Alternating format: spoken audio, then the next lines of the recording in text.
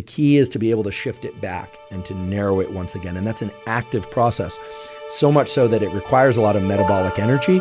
Your brain is the chief consumer of metabolic energy. A question I often get is, how long should I try to focus? Well, the research literature point to the key importance of so-called ultradian cycles. You've all probably heard of circadian cycles or circadian biology. Circa, the day, circadian, is about 24-hour cycle. Well, our brain and body operate within that day, or within each and every day, I should say, with 90-minute ultradian cycles. So my suggestion would be, anytime you're going to sit down and try and focus, you're going to try and do a focused bout of physical exercise or skill learning or musical learning, or maybe you're even just having a conversation. Maybe you're a therapist or you're attending therapy or a class. How long should it be?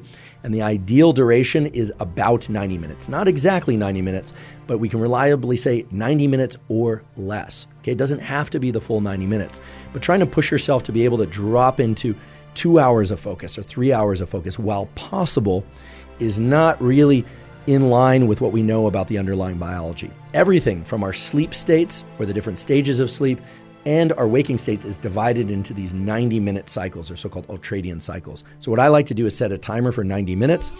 I acknowledge and accept the fact that under most conditions, unless I'm really pressed for a deadline and I'm optimally caffeinated, etc., the first 5 to 10 minutes of that 90 minutes are a transition time. It's like the warm-up for focus, but I do include it in that 90 minutes. And then I really try and drop into doing focused mental work or learning of some sort. Again, this could be physical as well, motor skill learning, or I think we're running or lifting weights, etc., and really try and drop into that across the full 90 minutes. Again, accepting the fact, okay, it's not just an idea, the fact that occasionally our focus will flicker. It will jump out of focus, and then a big part of being able to focus is to go back to focusing. The way I'd like you to conceptualize this perhaps is that arrowhead suddenly getting very, very broad, that you're focusing on many things, or that arrow shifts to a different location in the room. The key is to be able to shift it back and to narrow it once again, and that's an active process, so much so that it requires a lot of metabolic energy. Your brain is the chief consumer of metabolic energy. The calories that you consume is so-called basal metabolic rate. Most of that isn't related to movement or heartbeat or breathing. It's related to brain function. Your brain is a glutton with respect to caloric need. So understand that at the end of 90 minutes, or maybe even after 45 minutes, you might feel rather tired or even exhausted. And it's very important that after a bout of focus, that you take at least 10 minutes, and ideally as long as 30 minutes, and go through what I call deliberate defocus. You really want to focus on somewhat menial tasks or things that really don't require a ton of your concentration. This is starting to become a little bit of a movement out there in the kind of pop psychology and optimization world, this idea of not looking at your phone as you walk down the hall to the bathroom. Certainly not looking at your phone in the bathroom. And I should mention, by the way, this is a particular annoyance of mine. Have you noticed that wait times for restrooms in public places has increased substantially in the last 10 years?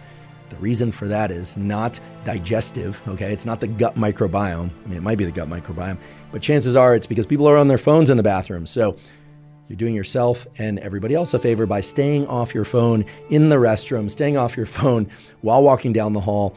Try and give yourself some time to deliberately decompress, to let your mental states idle, to not be focused on any one thing. That period of idling is essential for your ability to focus, much in the same way that rest between sets of resistance training or rest between exercise is vital to being able to focus and perform during the actual sets or during the actual bouts of running or cycling or whatever your particular form of exercise might be. So deliberate decompression is key. And I know this is hard because we're all being drawn in by the incredible rich array of sensory information available on our phones and other devices. But I can't emphasize this enough. Our ability to focus is not just related to what happens during the entry and movement through those focus bouts, but after those focus bouts, we really need to deliberately decompress. And of course, the ultimate decompress, the time in which we are not directing our thinking and our action, is during sleep. And so it's no wonder, or I should say it holds together logically, that deep, long-lasting duration of not controlling where our mind is at is in fact the ultimate form of restoration, even if we have very intense dreams. So take that period after each 90-minute or less focus bout, right? Remember, those focus bouts don't have to be full 90 minutes. Let's say you do 45 minutes of work.